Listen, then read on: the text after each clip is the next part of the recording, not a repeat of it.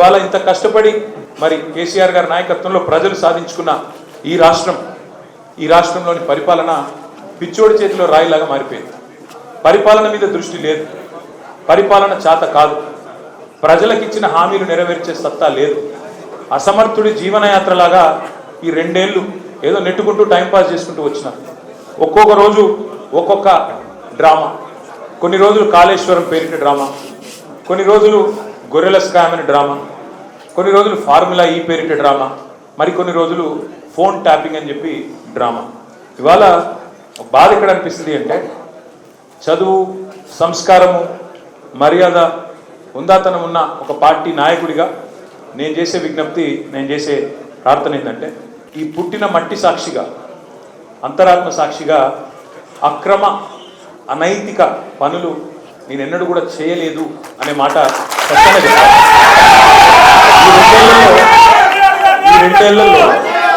ఈ రెండేళ్లలో తీవ్రంగా, ఈ 2 ఏళ్లే కాదు, దాదాపు గత 7-8 ఏళ్లుగా తీవ్రమైన క్యారెక్టర్ అసాసినేషన్ ఎఫర్ట్ నా మీద, వ్యక్తిత్వ హననం. అంటే ఒక కుక్కను చంపే ముందు పిచ్చి కుక్కను ముద్రేయాలని ప్రయత్నం చేస్తారు కదా, నేనేదో డ్రగ్స్ తీసుకుంటానని, నాకేదో హీరోయిన్లతో సంబంధాలు ఉన్నాయని లేని దిక్కుమాలిన వార్తలు రాసి నన్ను క్షోభకు గురి చేయడమే కాకుండా నా కుటుంబ సభ్యుల్ని, నా పిల్లల్ని, నా వాళ్ళు అనుకునే వాళ్ళందరినీ విపరీతమైన క్షోభకు గురి చేశారు. అయినా కూడా ఎన్నడూ బాధపడలేదు, బయటకు వచ్చి వేరే వాళ్ళలాగా దొంగ ఏడుపులు ఏడవలేదు.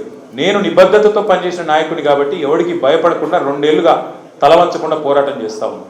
ఇవాళ నేను ఏదో టెలిఫోన్ ట్యాపింగ్లో ఏదో విచారణకు రమ్మని పిలిచారు, బరాబర్ పోతాం, పోయి అడుగుతా. ఏమడుగుతా? ఏం తప్పు చేసింది మా ప్రభుత్వం అని అడుగుతా, ఎక్కడ తప్పు జరిగింది అని అడుగుతా.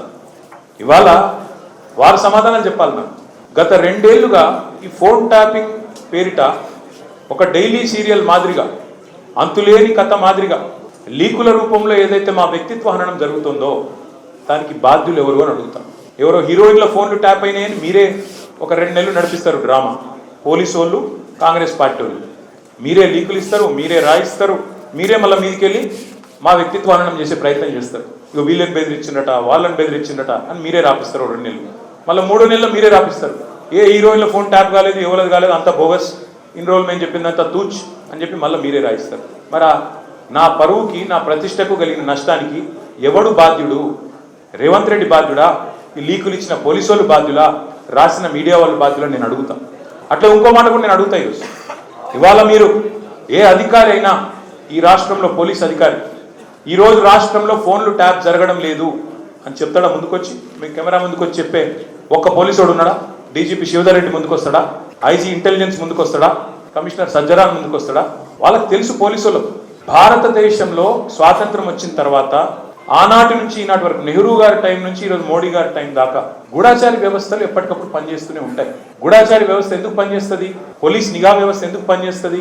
ఎవరన్నా ప్రభుత్వాలను అస్థిరపరిచే కుట్ర చేసినా, దేశంలో శాంతి భద్రతల సమస్య తలెత్తే విధంగా వ్యవహారం చేసినా, లా అండ్ ఆర్డర్ ఇష్యూ వచ్చే విధంగా ఏమైనా అపభ్రష్టపు పనులు చేసినా వాటిని నిరోధించడానికి డెఫినెట్గా పోలీస్ వ్యవస్థ తన పని తాను చేసుకుంటూ పోతుంది. 2015లో మన తెలంగాణ రాష్ట్రం ఏర్పడ్డ తొలినాళ్లలో మా ఎమ్మెల్యే గారిని ఒకరిని కొనడానికి ఒక దొంగ 50 లక్షల రూపాయల బ్యాగ్తో వచ్చి దొరికింది. దొరికిన తర్వాత ఆ దొంగ మీద ఏమైనా నిఘా పెట్టిండ్రేమో పోలీసులు. మాకేం తెలుసు? మాకేం సంబంధం? పోలీసులు దొంగలు, వాళ్ళకు సంబంధం ఉంటుంది, మాకేం సంబంధం? మధ్యలో రాజకీయ నాయకత్వానికి. ఇవాళ వాస్తవం ఏంది?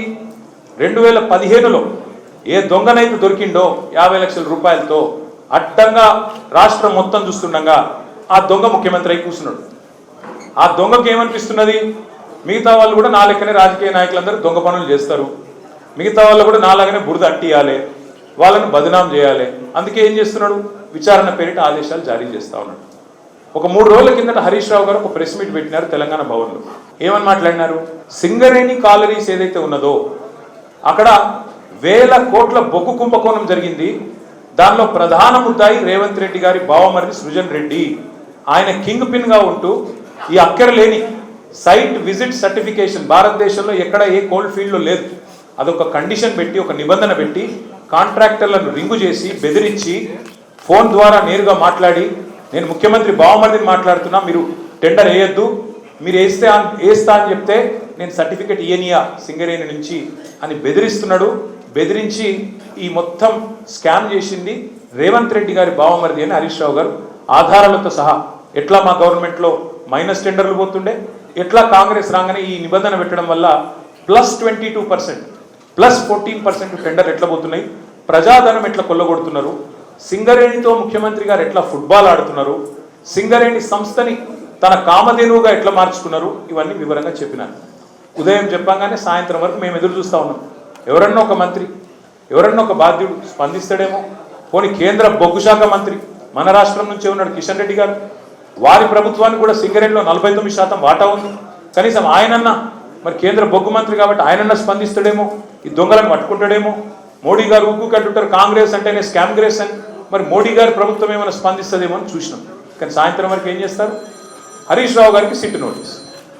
అది అయిపోయింది, అదో డ్రామా ఒక రోజంతా నడిపిండు. హరీష్ రావు గారు లోపల వేయరు, ఉల్టా క్వశ్చన్లు వాళ్ళనే అడిగిండు, వాళ్ళకి ఏం చెప్పాలన్నా తెలియలేదు, నీళ్ళు నమ్మలేరు, అయిపోయింది. ఇప్పుడు మళ్ళా ఇక డైలీ సీరియల్, అదే సీరియల్ ఉంటుంది కార్తీక దీపం అని, మనసు మమత, ఆ టైంలో మళ్ళీ ఈరోజు నాకు, రేపు వెళ్ళుండి ఇంకొకరికి. ఇది ఒక టైంపాస్ ప్రోగ్రామ్ తప్ప ఇలా అయ్యేది ఏమీ లేదు, వచ్చేది ఏమీ లేదు. మా సోదరులు వాలంటరీ రిటైర్మెంట్ తీసుకున్న additional director general of police RS Praveen గారు మిగతా విషయాలు మీకు అన్నీ చెప్తారు, నేను ఎక్కువ చెప్పా. ఎందుకంటే వారు ఇటున్నారు, వారు అన్ని విషయాలు వారు వివరంగా చెప్తారు. ఎందుకంటే వారు గతంలో ఐపీఎస్ ఆఫీసర్గా పనిచేసారు, వారి తర్వాత ప్రెస్ మీట్ పెట్టి అన్నీ చెప్తారు.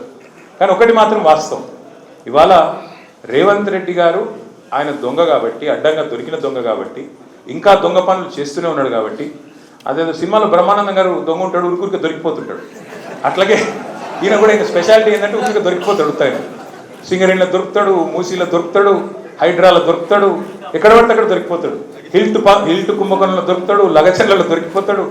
దొంగ ఫాస్ట్గా దొరికిపోవడం రేవంత్ రెడ్డి గారి స్పెషాలిటీ.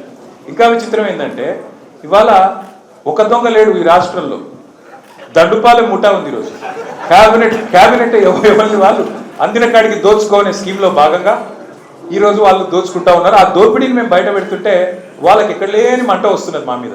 మాకేం ఫరక్ పడది, మీకు తెలియదు కానీ మీడియా వాళ్ళు మీరు కూడా మాకు తెలియకుండా సాయం చేస్తున్నారు. మీరేమనుకుంటారంటే ముఖ్యమంత్రి చెప్పిండు, మేము ఇట్లా కేసు నోటీసులు వచ్చినాయి, మరి వీళ్ళని ఏదో విచారిస్తున్నారు అని చెప్పి లోపల పోగానే మేము పోగానే ప్లేట్ బ్రేకింగ్లు పెట్టి కుచ్చి అడుగుతున్నారు అని మీరు పెడతారు. మాకేం బాధ లేదు, ఎందుకంటే 100 కోట్ల పబ్లిసిటీ మీరు ఫ్రీగా మాకు ఇస్తున్నారు, మాకేం బాధ లేదు. తప్పు చేసినోడు భయపడతాడు, తప్పు చేయని వాళ్ళు ఎవరికి భయపడాడు. రేవంత్ రెడ్డి కాదు, వారి జేజమ్మకు కూడా భయపడే సమస్య లేదు. ముమ్మాటికి ఒకటి మాత్రం పక్కా, ఈ కేసు ఇంతటితో మేము వదిలిపెట్టాం. నా క్యారెక్టర్ అసాసినేషన్కి బాధ్యులైన రేవంత్ రెడ్డిని ఆయన తొత్తులుగా పనిచేస్తున్న పోలీసులు కొంతమంది, అందరినీ కాదు, కొంతమంది పోలీసులు ఎవరైతే ఉన్నారో ఆయన తొత్తులుగా, ఆయన అడుగులకు మడుగులతో పనిచేస్తున్నారో వాళ్ళని నేను కూడా వదిలిపెట్టాను. ఎందుకు వదిలిపెట్టను? ఎందుకంటే నా వ్యక్తిత్వం అనడం చేస్తూ ఉన్నారు.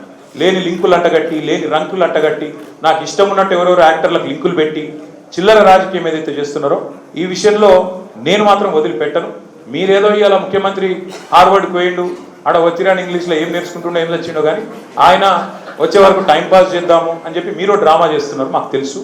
ధారావాహికలాగా నడుపుతా ఉన్నారు, మాకేం ఇబ్బంది లేదు. మీరు ఎన్నిసార్లు పిలిచినా వస్తాం, ఎందుకంటే చట్టాన్ని గౌరవించే పౌరులం, తప్పకుండా వస్తాం. మేము తప్పు చేయలేదన్న మాటనే చెప్తాము. మీరు ఎన్ని రకాల డైవర్షన్ గేమ్లు ఆడినా మేము మాత్రం అర్జునుడి కన్ను ఎట్లయితే ఆనాడు తన గురి మీదనే ఉండనో అట్లే మా గురి మొత్తం కూడా ఈ ప్రభుత్వ అసమర్థత మీద, మీ అవినీతి మీద, మీరు ప్రజలకిచ్చి ఎగ్గొడుతున్న హామీల మీద, యనుమల రేవంత్ రెడ్డి ఎగవేతల రేవంత్ రెడ్డికి ఎట్లా మారిపోయిండో అన్న దాని మీద 420 హామీలు ఇచ్చి ఇప్పటి వరకు 4 హామీలు కూడా నెరవేర్చకుండా ఎట్లా ఈ లుచ్చా పనులు చేస్తున్నాడో వీటిని ఎండగడుతూనే ఉంటాం. 100% వదిలిపెట్టకుండా ప్రాణం పోయేదాకా పోరాడుతూనే ఉంటాం. ఎవరికి భయపడకుండా, ఎవరికి తలవంచకుండా నిఖార్సైన తెలంగాణ బిడ్డలుగా, కేసీఆర్ గారి సైనికులుగా, కేసీఆర్ గారిని తిరిగి ముఖ్యమంత్రి చేసేదాకా మేమందరం కలిసికట్టుగా పనిచేస్తూ ఉంటామని చెప్పి మీ అందరికీ కూడా సంఘీభావం చెప్పడానికి వచ్చిన ప్రతి ఒక్కరికి మళ్ళొకసారి ధన్యవాదాలు తెలియజేస్తూ, మిగతా విషయాలు వాళ్ళు నన్నేం అడిగినారు, నేను వాళ్ళనేం అడిగినా అవన్నీ సాయంత్రం మిగతా విషయాలు మాట్లాడుకుందాం. Thank you.